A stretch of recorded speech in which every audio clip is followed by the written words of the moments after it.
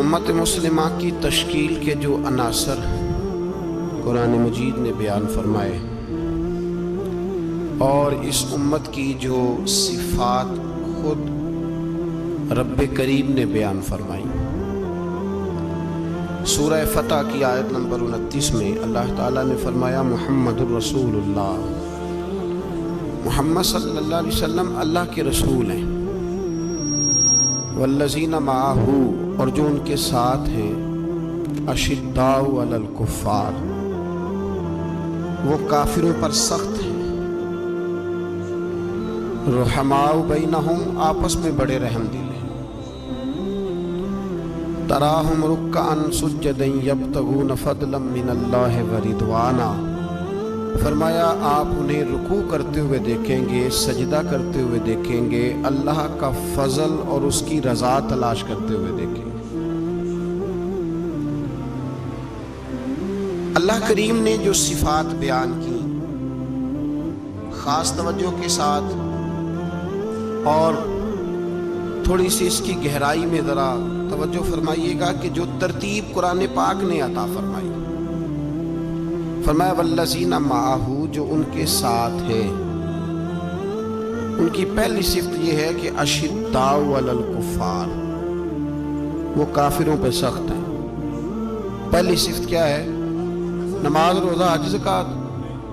اشداء علی الکفار، کہ وہ کافروں پر سخت ہے۔ رحماء بینہم، دوسری صفت یہ کہ وہ آپس میں رحم دل ہیں۔ تراہم رکعا سجدا، پھر آپ انہیں دیکھیں گے رکوع کرتے ہوئے اور سجدہ کرتے ہوئے۔ تو نماز کا ذکر تیسرے نمبر پہ آیا، رکوع سجود کا ذکر ایمان کے بعد جو پہلی بات ارشاد فرمائی وہ ہے اشداء علی الکفار، کہ وہ کافروں پر سخت ہے، کافروں پر وہ، یہ پہلی صفت ہے اہل ایمان کی۔ اعلیٰ حضرت فاضل بریلوی رحمت اللہ تعالی علیہ ہمیں سبق دیتے ہیں، فرماتے ہیں دشمن احمد پہ شدت کیجیے، دشمن احمد پہ اشداء علی الکفار، دشمن احمد پہ ہلکی پھلکی ان کے ساتھ نفرت نہیں، یہ قرآن مجید کا سبق ہے۔ دشمن احمد پہ شدت کیجیے، ملحدوں سے کیا مروت کیجیے، جو بے دین ہو جائے وہ مروت کے قابل ہے۔ ہمارا عجیب معاملہ ہے، وہ ہمارے بچے کاٹتے ہیں، ہم کہتے ہیں نہیں بات بیٹھ کے کرنی چاہیے، وہ ہمارے ٹکڑے کر رہا ہے، خون پی رہا ہے، ہم کہتے ہیں نہیں ٹیبل ٹاک کرنی چاہیے، ہم نے بات کی ہے، سفیر کو بلایا تھا۔ یہ کس قسم کی گفتگو ہے بھائی؟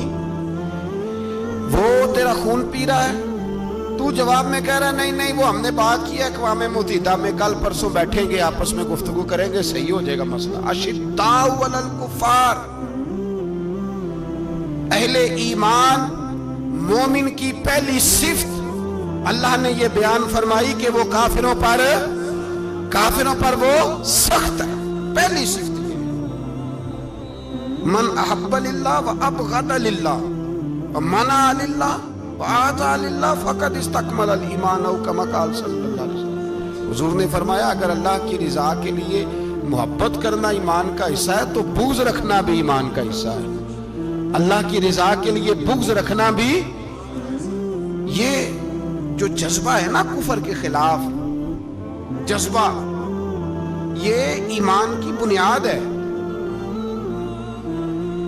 لوگ کہتے ہیں اسلام محبت سکھاتا ہے، اسلام، بھائی کون کہتا ہے اسلام نفرت؟ اسلام سکھاتا ہی محبت ہے، اسلام سکھاتا ہی۔ لیکن میرے بھائی یہ تو بتلاؤ نا صاحب کہ وہ جو جڑی بوٹی فصل کے ساتھ اگاتی ہے اس کا رنگ ہرا نہیں ہوتا، وہ چہچہاتی لہلہاتی نہیں، کاٹتے کیوں ہو پکڑ کے اسے، دوائی ڈال کے مارتے کیوں ہو؟ اس لیے کہ باقی فصل کو تباہ نہ کرے، باقی فصل کو نقصان۔ کافر پر جب تو سختی کرتا ہے تو اس کا مطلب یہ ہوتا ہے کہ وہ پھر دوبارہ ظلم نہیں کرتا، وہ زیادتی۔ ہماری کافر کے حق میں نرمی ہے۔ سعودی گورنمنٹ کا مراسلہ آیا، انہوں نے کہا جناب ہمیں شکوہ ہے پاکستانی حاجیوں سے کہ حجنے جب جاتی ہیں تو یہ برقع نہیں پہنتی، نقاب نہیں اوڑھتی۔ یہ باقاعدہ مراسلہ ان کی وزارت حج نے پاکستانی، مجھے چونکہ موقع ملتا رہتا ہے حج ٹریننگ پہ جانے کا، تو ہمیں وہ پڑھاتے ہیں، کہتے ہیں جی یہ آپ دیکھ لیں باقاعدہ مراسلہ آیا. بڑی کھل کے بات کر رہا ہوں ذمہ داری سے. یہ جناب پاکستان کی جو بیویاں یہاں حج کرنے آتی ہیں وہ بازاروں میں بغیر نقاب کے پھرتی ہیں. وہ کھجوریں خریدنے چاہتی ہیں تو بغیر نقاب کے, خوشبو لینے جاتی ہیں تو بغیر نقاب کے, لہذا انہیں پردہ کراؤ. اگر کوئی بی بی بغیر پردے کے آئی, چلے ایام حج میں تو احرام کی حالت میں تو ہم قبول کر لیں گے, لیکن اگر اس کے علاوہ آئی تو ہو سکتا ہے ڈیبورٹ کر دی جائے. باقاعدہ مراسلہ. عام غریب ملک کی, پاکستان کی, انڈونیشیا کی, سوڈان کی بی بی بغیر پردے کے نہیں جا سکتی, پر ٹرمپ کی بی بی بغیر پردے کے سعودی عرب جا سکتی ہے. ہم تو چپ کر گئے ہو نا, ویڈیو میری پہ بندی ہے, تہاڈی نہیں. فکر نہ کریں, میں سچی بات کر رہا ہوں, سچی بات اور کھری کر رہا ہوں ذمہ داری سے. او بھائی, اس کی بی بی پر کوئی پابندی نہیں, کوئی پابندی نہیں. وہاں تم نے تلواریں پکڑ کے رقص کر لیا, وہاں سب جائز تھا. اب تمہیں وہ کدھر گیا متوا جو بھاگ کے آتا ہے کہ گنبد کی طرف منہ نہ کرو؟ وہ کدھر گئے لوگ جو کہتے ہیں جناب دیکھو جی وہ مقدس پاک لوگ ہیں, خبردار ان کی بات نہ کرنا؟ کلیجہ روتا ہے, دل خون کے آنسو روتا ہے. اتنا بڑا حج کا اجتماع ہوا ہے, تمہیں کوئی توفیق نہیں تھی تو وہاں کہنا تھا اس کو, حج پڑھانے والے کو, خطبہ دینے والے کو, کہ برما کے لیے دعائی کر دے. کہنا تھا اسے فلسطین کے لیے. بھائی میں جو رونا رو رہا ہوں ذمہ داری سے رو رہا ہوں. خدا را سمجھو, جب تم نے تمہاری اپنی بات آتی ہے تو 34 ملکوں کا اتحاد اکٹھا ہو جاتا ہے, اور جب امت کی بات آئے پھر کوئی پرواہ نہیں.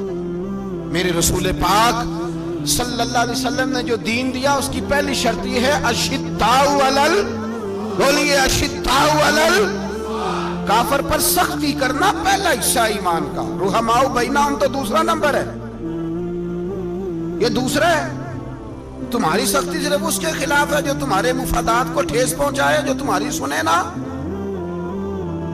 حضرت سیدنا فاروق اعظم رضی اللہ, میں تفصیل سے بات کروں گا اگلے جمعے جناب فاروق اعظم کے احوال پر. حضرت عمر فاروق رضی اللہ تعالیٰ عنہ بدر کے میدان میں جب نکلے نا, بدر میں, تو حضرت عمر سے حضور نے تجویز مانگی. فرمایا صف بندی کیسے کریں, کس طرح لڑنا ہے؟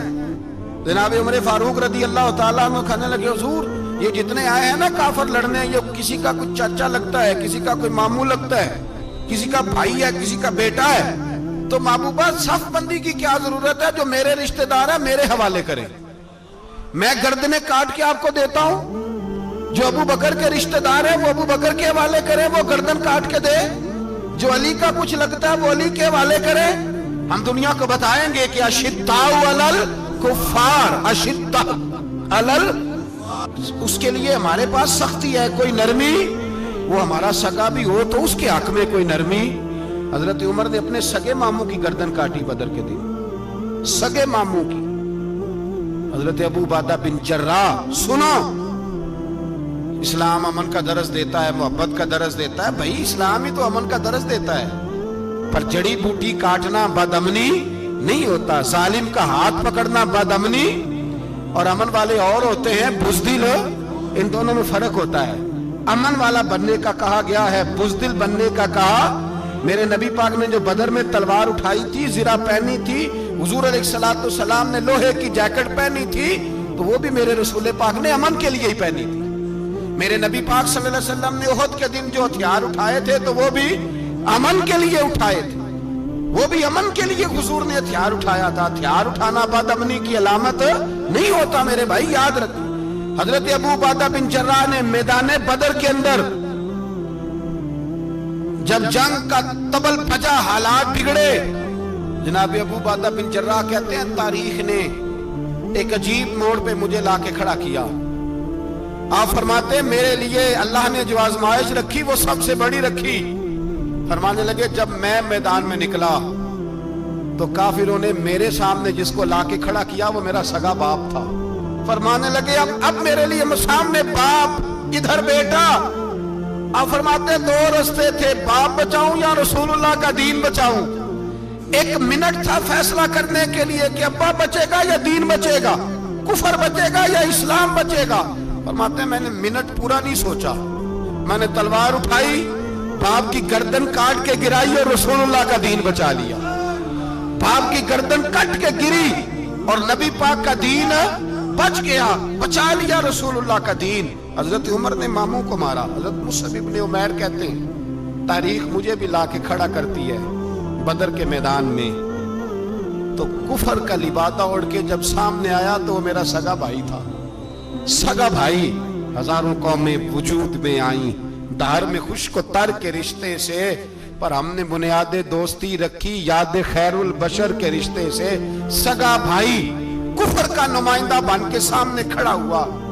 मुझे इकट्ठे खेलना भी याद था, मुझे एक बर्तन में रोटी खाना भी याद था, एक माँ से लोरियां सुनना भी याद था।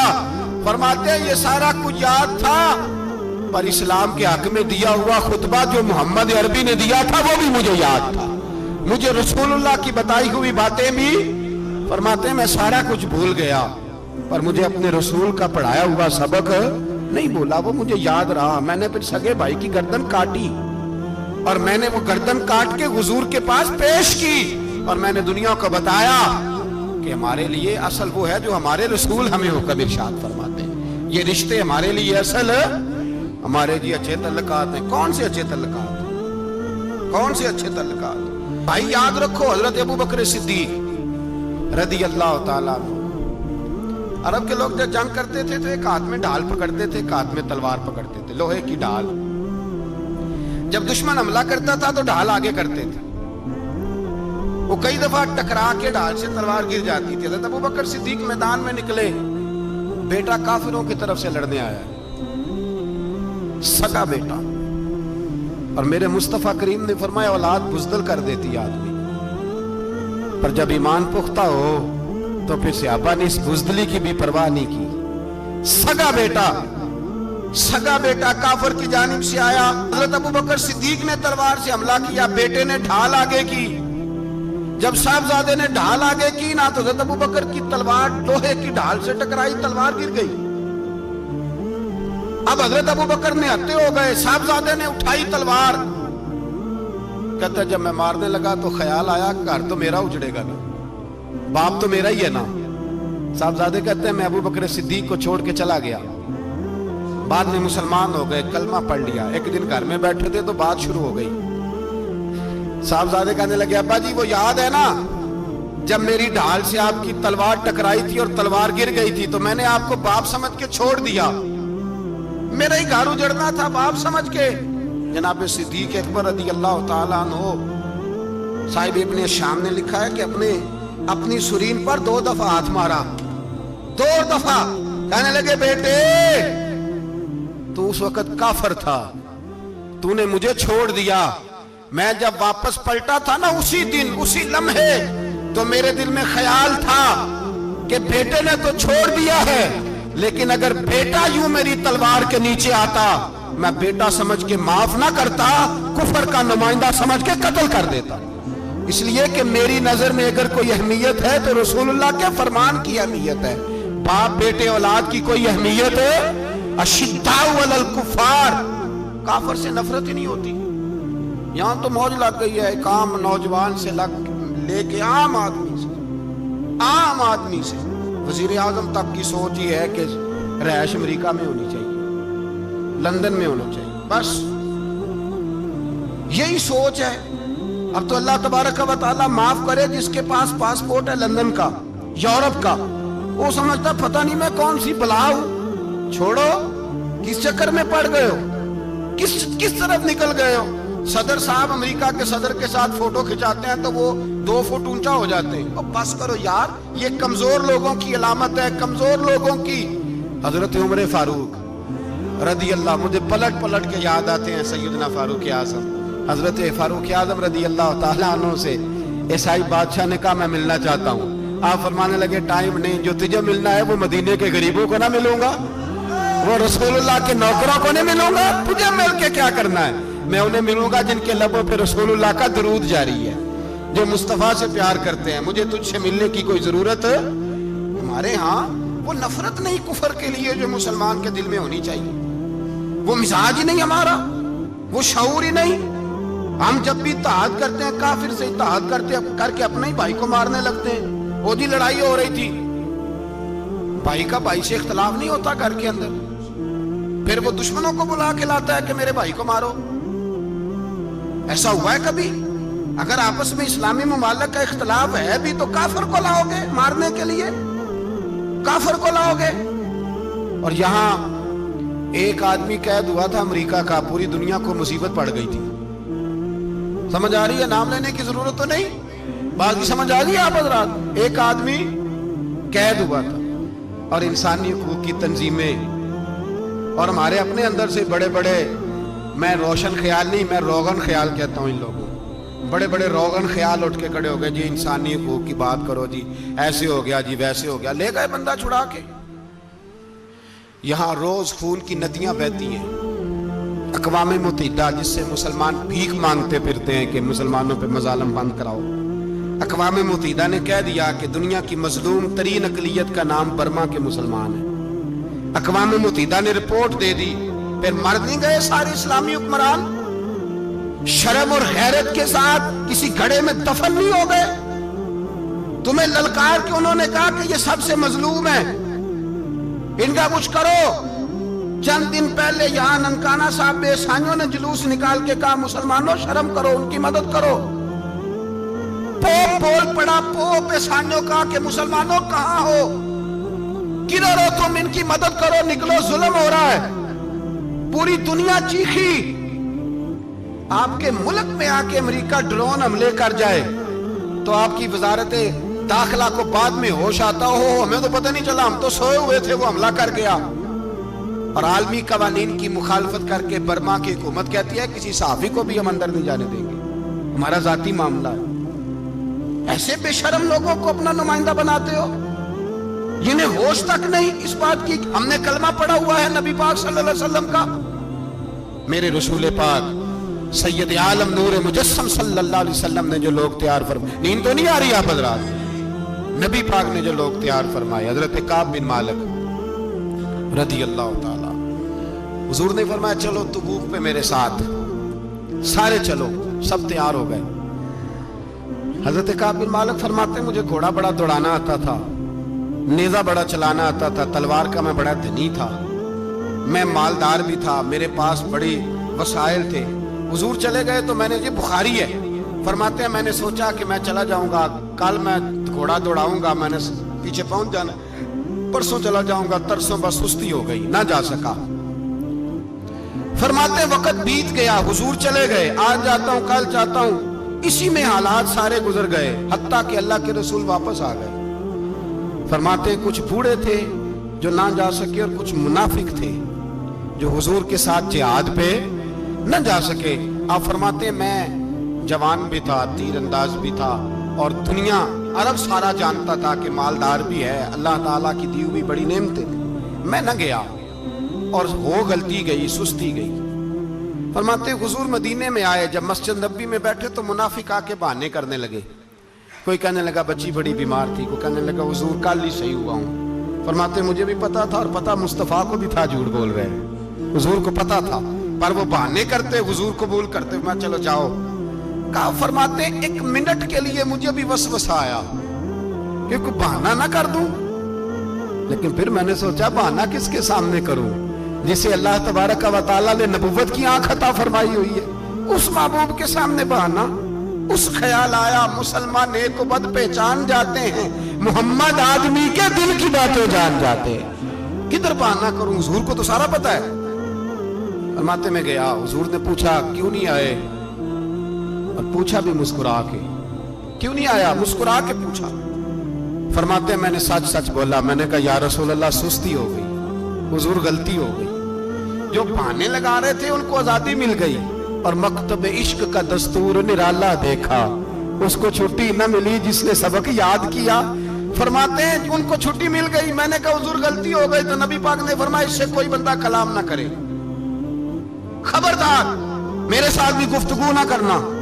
حضرت کعب بن مالک فرماتے ہیں میرا چچا زاد بھائی, خالہ زاد بھائی سارے رہتے تھے, میں کسی کو سلام لیتا تو کوئی جواب بھی نہیں دیتا تھا.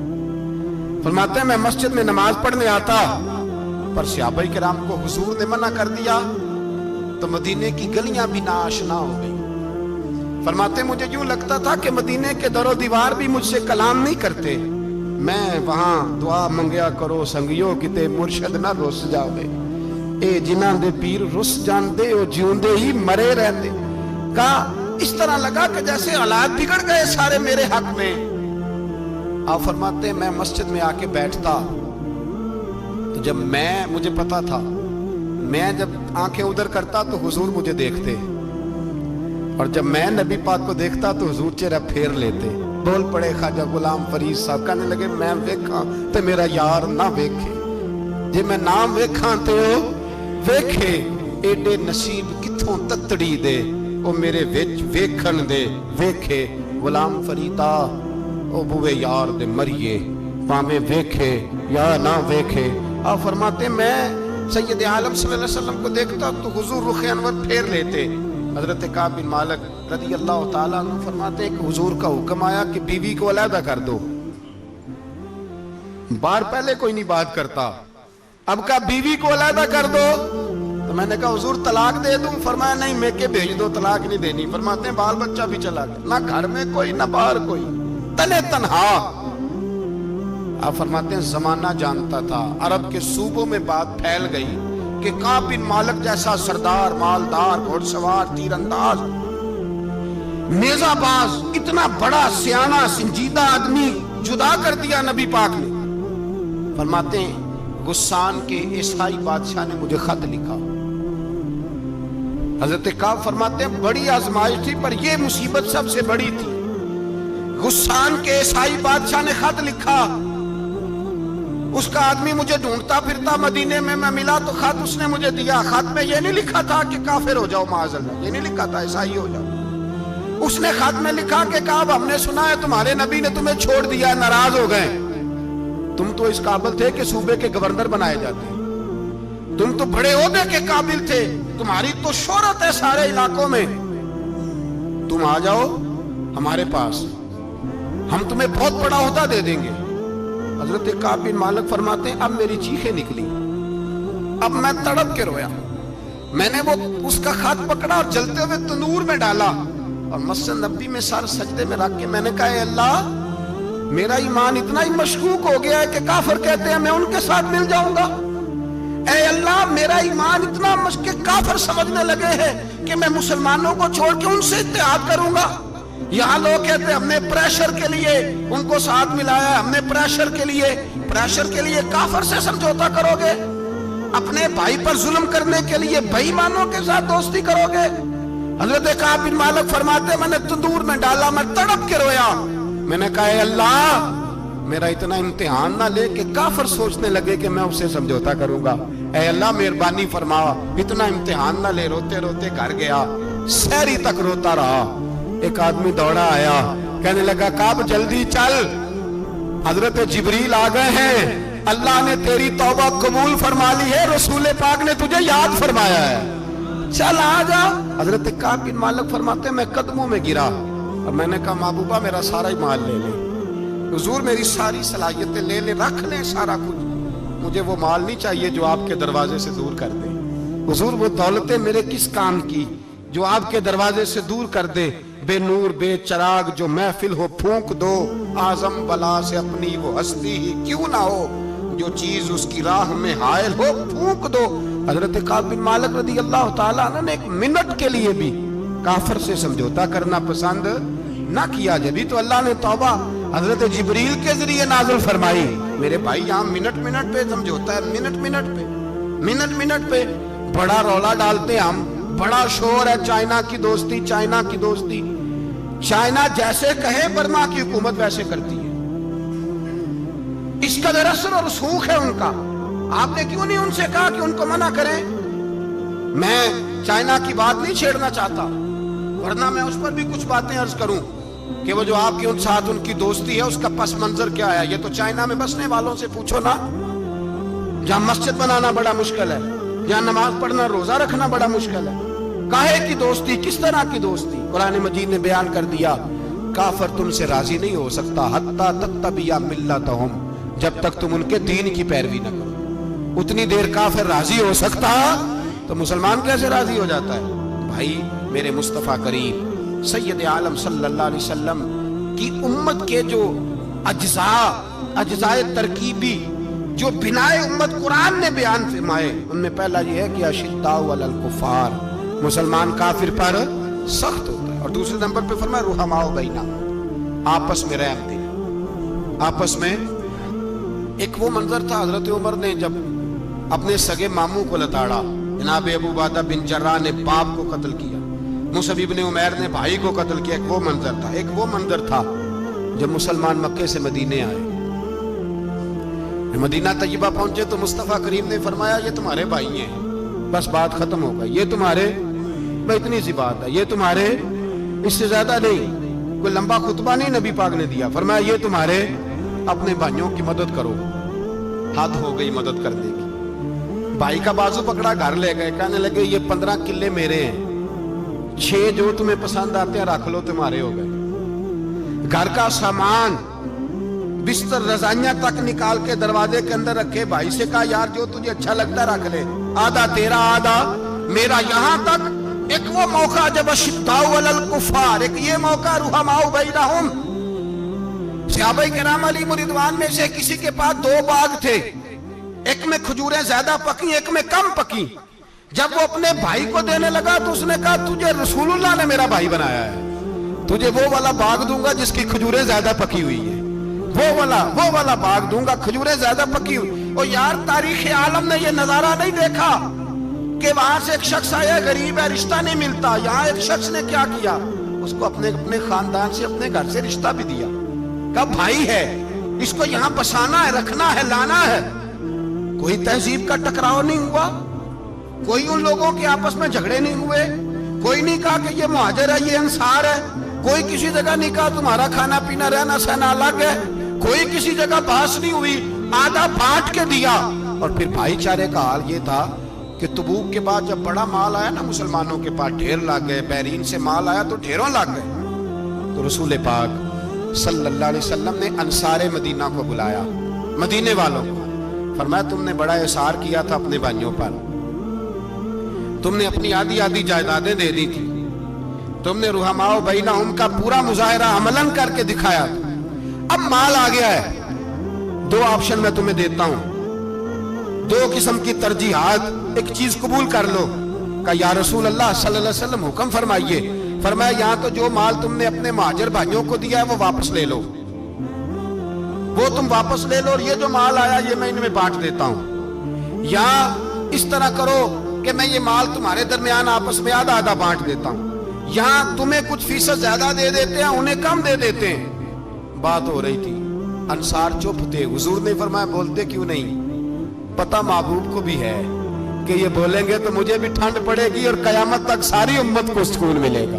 فرمایا بولو، تو انصار مدینہ بولے تو رو کے بولے، کہا محبوبہ ہم نے مال کیا کرنا ہے، ہمارے پاس رسول پاک جو موجود ہے، یا رسول اللہ ہم نے کیا کرنا ہے مال کا، حضور جو اب آیا یہ بھی سارا انہیں دے دے، جو ہم نے دیا تھا انہیں وہ بھی ان کے پاس رہنے دیں، اور یا رسول اللہ جو بعد میں آئے وہ بھی انہیں دے دیں۔ ہماری شرط یہ ہے کہ ہمارے درمیان اللہ کے رسول موجود رہنے چاہیے، محبوب ہمارے درمیان رہیں، مال و دولت کی ہمیں ضرورت ہے، یہ رحماء بینہم، آپس میں بانٹ کے ہر چیز اپنے بھائیوں کو دے دی۔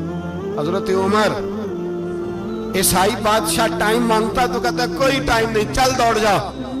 ملک شام جاتے ہیں، جب فتح ہوتے ہیں حضرت سعد بن ابی وقاص بلاتے ہیں، شام جاتے ہیں، تو حضرت عمر کہتے ہیں شام آئے ہیں یار، سب سے پہلا کام یہ کر بلال کا تو پتہ کر، یہاں سنا ہے بلال حبشی کا مکان بھی کہیں نیڑے نیڑے ہے، پتہ تو کر۔ حضرت بلال حبشی حضرت سیدنا سعد کہنے لگے حضور بلا نہ لیں، فرمایا نہیں، وہ مصطفیٰ کا غلام ہے تو میرا تو امام ہے، میں گھر ملنے جاؤں گا، گھر رحماء بینہم، کالے رنگ کے حبشی غلام سیدنا بلال حبشی کو ملنے گھر گئے، اور جناب عمر جا کے بیٹھک میں انتظار کرنے لگے، گویا ڈرائنگ روم میں بیٹھے انتظار ہونے لگا۔ جناب سیدنا بلال آئے تو حضرت عمر اٹھ کے کھڑے ہوئے۔ ملک شام کے لوگوں نے یہ منظر عجیب دیکھا کہ جناب عمر فاروق ایک حبشی کے لیے کھڑے ہوئے، اور جب کھڑے ہوئے تو حضرت بلال کہنے لگے عمر بیٹھ جاؤ، یہ کیا کر رہے ہو؟ تو حضرت سیدنا عمر رو پڑے، کہنے لگے بلال تو حبشی پہلے تھا، جب سے رسول اللہ کا غلام بنا ہے ساری امت کا امام بن گیا، ساری امت کا تو امام بن گیا ہے جب سے تو نبی پاک صلی اللہ تعالی علیہ وسلم کا غلام بنا۔ بھائی یاد رکھے جب اشداء علی الکفار کی بات تھی تو اپنے سگے قتل ہو گئے، اور جب رحماء بینہم کی بات تھی تو پھر یہ نہیں دیکھا یہ حبشی ہے۔ توجہ ہے میری بات پر؟ جاگ رہے نا آپ لوگ؟ ادھر دیکھیں، پھر یہ نہیں دیکھا کہ یہ حبشی ہے، یہ رومی ہے، یہ کون ہے، پھر یہ دیکھا کہ یہ رسول اللہ کا غلام ہے صلی اللہ۔ ہمارے ہاں تو نفرتیں پھیل گئی ہیں، وہ بس کرو جی بنگالیوں سے جان چھڑاؤ، وہ بس کرو جی فلانے سے، وہ بس کر یار، رہن سہن اپنا اپنا ہوتا ہے، لیکن مسلمان جس طرح کا بھی ہو اس کے ساتھ نفرت کرنے کی اجازت نہیں ہے۔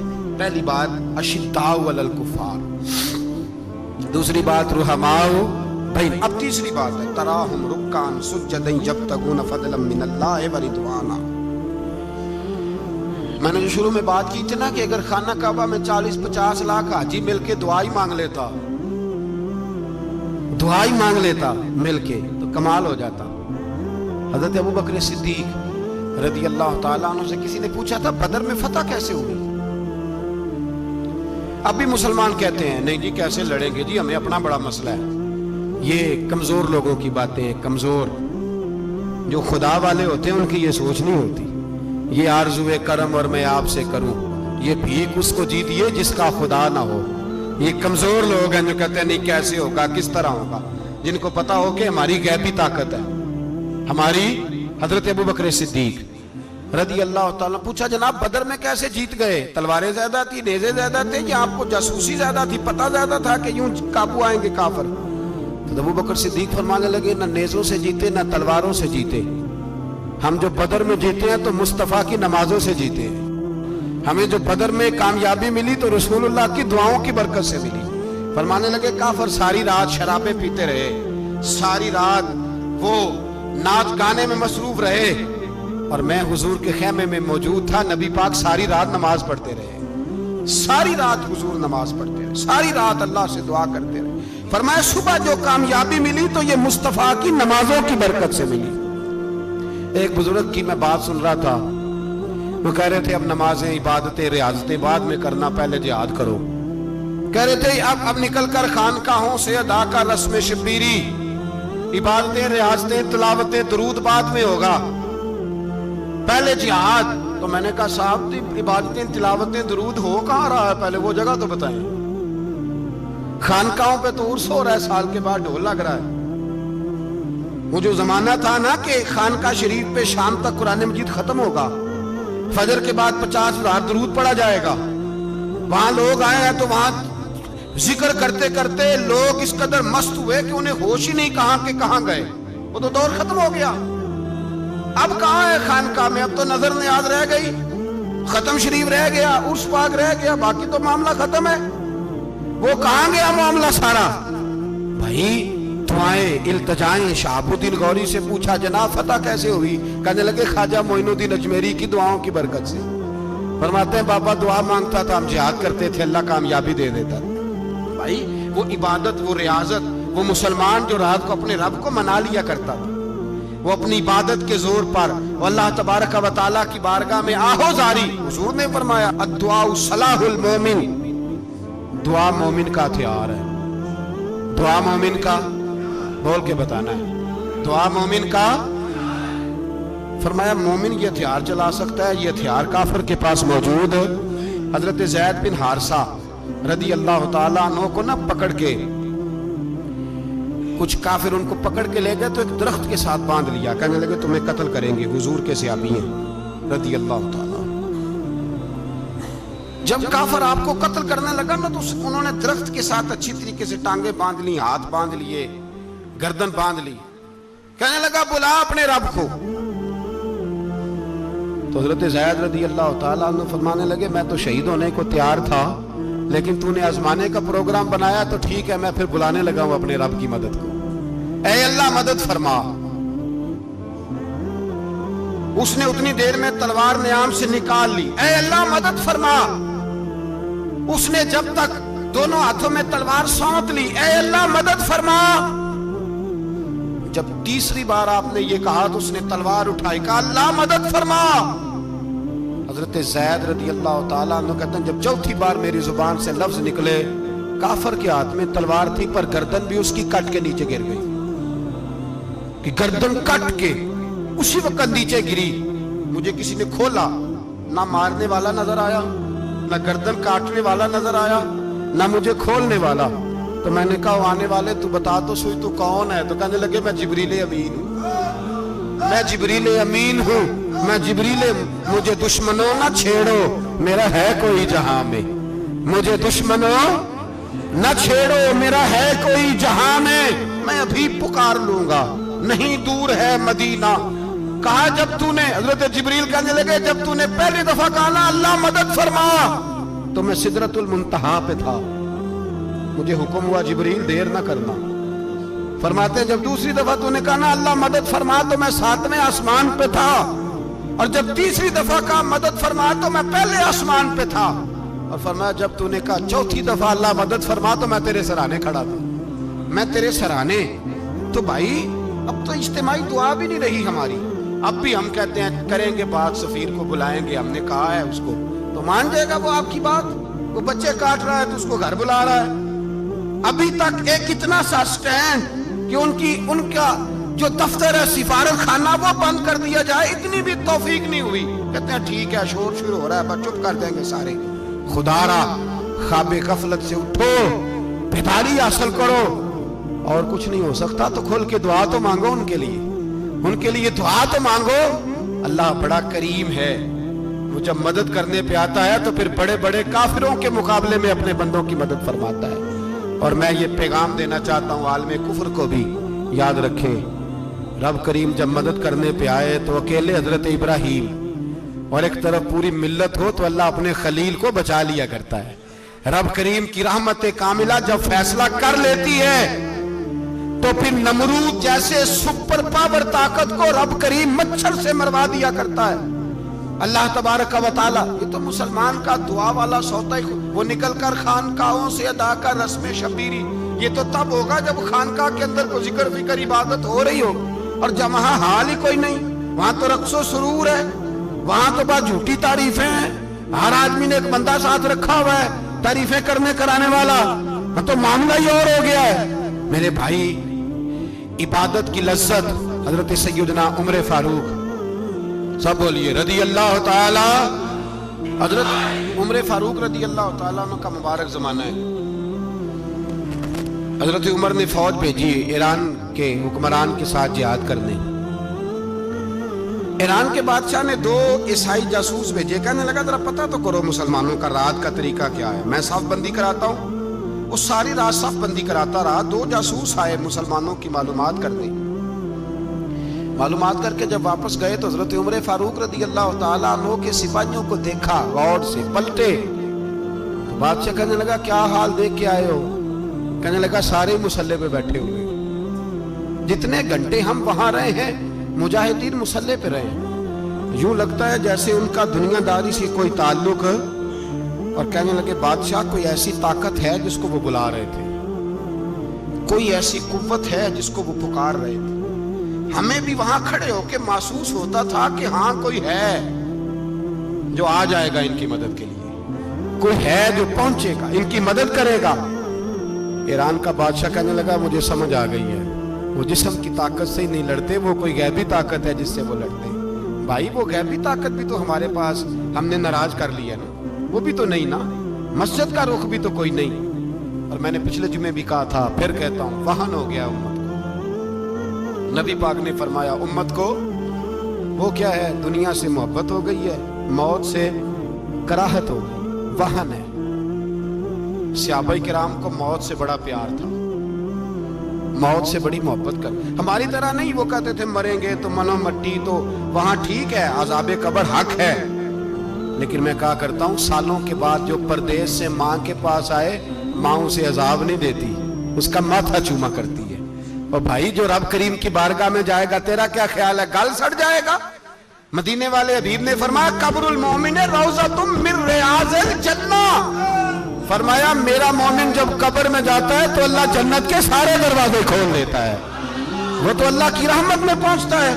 कौन कहता है मोमिन मर गए, वो तो कैद से छूटे अपने घर गए। कौन कहता है कब्र में अजाब है, तो सिर्फ अजाब ही है, हाँ मुजरिम को सजा मिलेगी, लेकिन मोमिन हमेशा जहन्नम में, वो बिलाखिर जन्नत में जाएगा, बिलाखिर जन्नत में जाएगा। और किसी दरवेश ने बात की, वो करके चले गए, पर कमाल ही कर गए, कहने लगे दोज़ख में मैं तो क्या, मेरा साया ना जाएगा, क्योंकि रसूल पाक से देखा ना जाएगा। नबी पाक सैयद आलम अलैहिस्सलाम के गुलाम तो देखो ना, सारी जिंदगी उम्र फारूक बुखारी पढ़ो तो सही, सारी जिंदगी उम्र हर नमाज के बाद कहते थे अल्लाह मरज़ुकना शहादतन फी सबीलिक, अल्लाह बिस्तरे पे मौत ना देना, मौत मुझे शहादत की देना। हजरत सैयदना मौला अली शेर खुदा करम अल्लाह ताला वजहुल करीम सारी जिंदगी कहते रहे अल्लाह, अली ने मैदान में उम्र गुजारी है, इसे शहादत की मौत अता फरमा। ओ भाई ये तो शहादतें मांगने वाले। हजरत इमाम हुसैन मैदान करबला में खड़े थे, शिमर कहने लगा हुसैन तेरी चारों जानी मौत है। आप फरमाने लगे तुझे अभी हमारा पता ही नहीं, मौत से तो हमारा प्यार चलता है। और फरमाया ये शहादत तो हमारा पीछा करती है, पहुंच जाती है जहां हम होते हैं, मौत से डरा रहा है। मुसलमान का मरने को दिल नहीं करता, वरना वो इतनी बड़ी कोठी में कौन रहेगा। मरने को दिल इसलिए नहीं करता कि वो जो 6 करोड़ 10 करोड़ डॉलर लूट के रखे, मर गए तो खाएगा कौन। वो फकीर फाका मस्त थे, उनका घर ही कोई नहीं था, उनके बैंक बैलेंस ही कोई नहीं थे। वो कहते थे घर हमारा है वो जो हमारे रब ने तैयार किया हुआ है, हमारा बैंक बैलेंस है वो जो हमें जन्नत में जाके मिलेगा। उनका तो ये खाता ही कोई नहीं था, इसलिए वो शहादत की। हजरत उमर बिन जमूह रदियल्लाहु ताला अन्हु मैदाने ओहद में 4 बेटे लेके आए। कितने बेटे बोल के बताए? 4 बेटे लेके उमर बिन जमूह आए, और खुद एक टांग से लंगड़े से आपी है, टांग छोटी है। हुजूर के सामने खड़े हुए कहा महबूबा मेरे 4 ही थे, मैं 4 ही ले आया हूं, कबूल कर ले। तो हुजूर ने फरमाया तू क्यों तलवार ओढ़े आया है, ये तूने क्यों गले में असला डाला हुआ है। कहा या रसूलल्लाह मैंने भी तो जाना है ना। तो हुजूर ने फरमाया 4 बेटे जो हैं। तो हजरत उमर बिन जमूह ने बात की, सहाबा कहते हैं हम लबों से मुस्कुरा रहे थे, आंखों से रो रहे थे, क्या अजीब अंदाज है। हुजूर ने फरमाया उमर 4 बेटे जो आ गए तो तू रहने दे। तो हजरत उमर रो पड़े, कहने लगे महबूबा क्या लंगड़े जन्नत में नहीं जाएंगे। क्या हुजूर मैं लंगड़ा हूं तो मेरे लिए जन्नत कोई नहीं। मेरे हबीबे पाक सैयद आलम सल्लल्लाहु अलैहि वसल्लम ने फरमाया अमर तो जरूर जन्नत में जाएगा। कहा महबूबा फिर बच्चे बाद में जाएंगे, मैं पहले मैदान में जाऊंगा। एक बीबी 4 बेटे लेके आई उहद में। कहा महबूबा कुल कमाई थी मैं ले आई, मेरे पास कोई और शय होती तो मैं बचा के ना रखती। बेटे दे के ना हाजरी लगवा के तो वापस दरवाजे पे ले गई। तो हजरत सैयदना अब्दुल्लाह इब्न उमर फरमाते हैं बीबी बोल रही थी तो मेरा जज्बा जिहाद बढ़ रहा था। अपने बेटों को कहने लगी मैं तुम्हें हुजूर के पास छोड़ के जा रही हूँ, जब तुम मैदान में गिरोगे तो मैं तुम्हें देखने आऊंगी, देखना तुम्हारी पुश्त पे कोई जख्म नजर ना आए। जितने तीर खाने हुए सीने पे खाना, जितने तलवारों के नेजों के जख्म बर्दाश्त करने हुए यहाँ खाना, पुश्त पे जख्म नजर ना आए। हजरत अब्दुल्लाह इब्न उमर फरमाते हो बीबी की गुफ्तगू मेरा जज्बा जिहाद बढ़ा रही थी। एक बीबी 3 साल का 4 साल का बेटा लिए रो रही है, बहुत का दिन है। सहेलियां पूछती हैं तू क्यों रोती है। वो कहती है देखो मेरा खामन भी बदर में शहीद हो गया, भाई और बाप भी। दिल करता है कोई जवान बेटा होता तो आज मुस्तफा के साथ उसे ही भेज देती। कोई जवान मेरे पास है ही 3 साल का तो क्या करूं, 3-4 साल का बच्चा क्या करेगा। पता नहीं क्या दलील आई, अचानक उठी, बेटे को सीने से लगाया, कपड़ा डाला, मस्जिद नबवी पहुंच गई। हजरत बिलाल कहते हैं मुझे मिली, मैंने लगी बिलाल मुझे पता है हुजूर तैयारी करा रहे हैं जंग की, पर 2 मिनट अगर मेरी मुलाकात हो जाए। बिलाल हबशी कहने लगे हुजूर हम एक बीबी जिद कर रही है। हुजूर बाहर आए, कहने लगी हुजूर मैं फलां की बेटी, फलां की बहन, फलां की बेवा हूँ, मैंने बदर में 3 शहीद दिए हैं, अब मेरे पास ये 3 साल का लाल ही बचा है, बड़ा फख्र है मेरा। लोग मुझे शहीद की बेवा, शहीद की बेटी, शहीद की बहन करते, दिल करता है शहीद की अम्मा भी कहीं जाऊं तो मेरा बेटा ले ले। सैयदना बिलाल कहते हैं हुजूर मुस्कुराए, कहने लगे ये 3 साल का नौनिहाल क्या करेगा। कहते हैं अम्मा का अजीब जज्बा है। कहने लगी महबूबा सुना है असला भी थोड़ा ही है, ढाले ज्यादा कोई नहीं, मेरा बेटा साथ रख लें, جب آپ کی طرف کوئی تیر آیا نا تو میرا بیٹا ڈھال کے تو اس کو ڈھال بنا کے آگے کر دینا. محبوبہ ڈھال تو بانی سکتا ہے نا. حضرت بلال فرماتے ہیں مصطفیٰ کریم نے فرمایا جا میں نے قبول کیا. قیامت کے دن بیٹا گھر لے جا, جب تیرا نام پکارا جائے گا تو شہید کی اماں کہہ کے پکارا جائے گا. جا تو گھر لے جا. کہتے ہیں چلتے چلتے ایک غریبنی اور آ گئی, اتنی سی اٹی بان کی, اتنی سی. بلال حضور سے ملاقات ہو جائے گی. نبی پاک آ گئے, کہا محبوبہ یہ غلبہ اسلام میں میرا بھی حصہ ڈال لے. حضور نے فرمایا یہ کیا ہے؟ کہنے لگی حضور خامد فوت ہو گیا, اولاد اللہ نے بے نیازی سے دی نہیں, سویرے چرخہ کاٹ کے رزق حلال کھاتی ہوں. میرے پاس نا یہ اتنا سا بان ہے, ایک گھوڑے کی لگام بن جائے گی. محبوبہ حصہ تو ڈال جائے گا نا دین کے لیے, میری قبولیت ہو جائے گی. میرے حبیب نے ہاتھ اٹھائے اور دعا مانگی, کہے اللہ جتنا تو میدان کے مجاہدوں کو اجر عطا فرمائے اتنا اس غریبنی کو بھی عطا فرمانا, اتنا اسے بھی دینا. بھائی یہ جذبے تھے, یہ رنگ تھا امت مسلمہ کا. اس لیے کافر گھر میں بیٹھ کے کانپا کرتا تھا. اب اسے پتا ہے یہ اسی والی کار سے نہیں نکل سکتے. اسے پتا ہے کہ ہم نے انہیں بوتل پہ لگا دیا ہے, اب یہ پیپسی مرینڈا اور یہ پی کے کھانے کے ساتھ تو یہ مست رہتے ہیں, اب یہ نہیں نکل سکتے گھر سے. ہم نے انہیں ان چیزوں پہ لگایا ہے جو ان کے وجود کو کھوکھلا کر رہی, اب کیسے میدان میں نکلیں گے؟ وہ اس لیے نہیں ڈرتا کہ وہ تیری آسائشوں, تیری زندگی میں آنے والی سہولتوں سے آشنا ہے. موت بستر پہ بھی آ جاتی ہے, لیکن جس کو میدان میں آتی ہے وہ ساری زندگی زندہ رہتا ہے, وہ ساری زندگی زندہ رہتا ہے. بھائی مرنا تو ہے, لیکن اگر زندگی دین کے کام آئے گی تو امر ہو جاؤ گے, بچ جاؤ گے. ہمیں رنگ دیا ہے قرآن پاک نے, محمد الرسول اللہ والذین معہ اشداء علی الکفار رحماء بینہم. پہلی بات یہ کہ کافر کے لیے سختی کا جذبہ رکھیں, نرمی اتنی دیر جتنی دیر اسے دین کے قریب کرنا ہے, لیکن اگر وہ بغض دکھائے تو اشداء علی الکفار, اور مومن کے حق میں رحماء بینہم. پھر فرمایا مدد بھی مانگو, تراہم رکعا سجدا یبتغون فضلا من اللہ ورضوانا. رکوع کرو, سجدے کرو, مدد مانگو, اور زندگی سے پیار نہ کرو اس لیے کہ جانا تو ہے. جب وقت آئے تو پھر شہادت سے پیار کرو, پھر سامنے کھڑی جنت سے پیار کرو. اللہ کی بارگاہ میں یہ التجا ہے, اللہ عالم اسلام کے جوانوں کے دلوں میں حضرت سیدنا امام حسین کے جذبوں کی خیرات عطا فرمائے. آخر دعوانا ان الحمد.